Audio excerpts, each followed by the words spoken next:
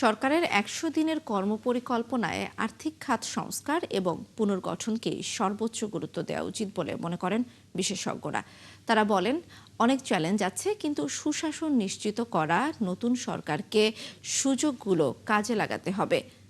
সেই সাথে বেসরকারি খাতে বিনিয়োগকে চাঙ্গা করা এবং ব্যাপক কর্মসংস্থান সৃষ্টির কথাও বলেন তারা। অনুপ অধিকারী তরুণ জানাচ্ছেন বিস্তারিত। তারেক রহমান সশস্ত্র চিত্রে শপথ করিতেছি যে বছরের শুরুর দিকেই নতুন সরকার নির্বাচনী ফলসহ প্রধানমন্ত্রী হিসেবে চমকের পর চমক দেখাচ্ছেন তারেক রহমান। বিশ্বস্তার সহিত পালন করিব।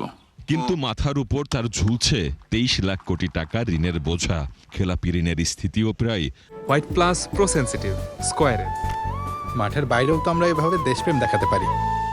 ৬.৫ লাখ কোটি টাকা, যা বিতরণ করা মোট ঋণের ৩৫.৭৩%। মূল্যস্ফীতিও ৮% উপর এখন।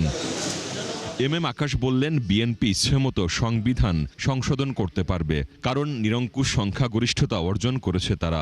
বিশিষ্ট অর্থনীতিবিদ আরও বললেন, অন্তর্বর্তীকালীন সরকারের কাছ থেকে পাওয়া ঝুলে থাকা প্রকল্পগুলোর মীমাংসা করতে হবে সবার আগে। শুধু নিরঙ্কুশ না, আমি বলবো পার্লামেন্টে 2/3 বেশি সিট পেয়েছে।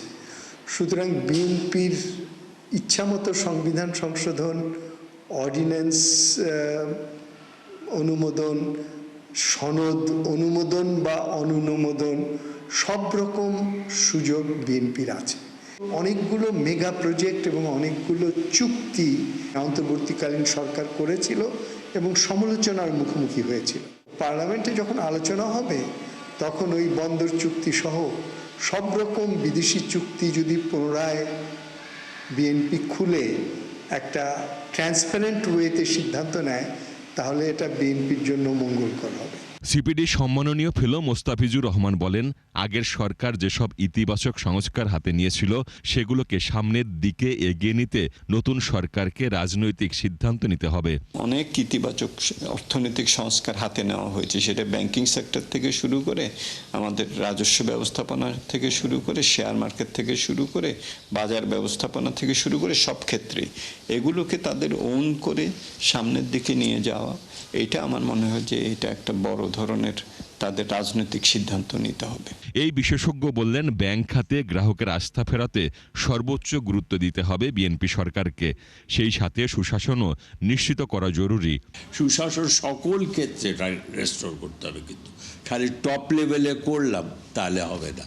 তারপর প্রেশার ফ্রম দ্য মিনিস্ট্রি লেন্ডিংয়ের ব্যাপারে এটা একদম মিনিমাম লেভেলে থাকতে হবে।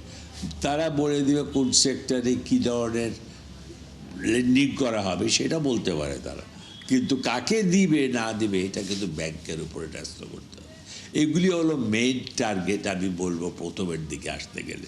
তারপরেও আছে অন্যান্য অনেক জিনিস আছে, আইন শৃঙ্খলার ব্যাপার আছে, কর্পোরেট গভর্নেন্সের পাশাপাশি সেটা কিন্তু খুব ইম্পর্টেন্ট সেক্টর। পানিশমেন্টটা দিতে হবে, আইনের যে ফাঁক ফোকর দিয়ে বেরিয়ে যাচ্ছে সে আইনের ফাঁক ফোকরগুলি বন্ধ করতে হবে, নাহলে কিন্তু হবে না। বাংলাদেশ ব্যাংকে স্বায়ত্তশাসন দেওয়ার পক্ষেও মত দেন সৈয়দ আবু নাসের বখতিয়ার আহমেদ। স্বায়ত্তশাসন কিন্তু সেন্ট্রাল ব্যাংকের একটা ম্যান্ডেটরি রিকোয়ারমেন্টস, নাহলে কিন্তু এই রেগুলেটরি অথরিটি সেটা না থাকলে কাজ করতে পারে না। অনুপ অধিকারী তরুণ, ৭১, ঢাকা।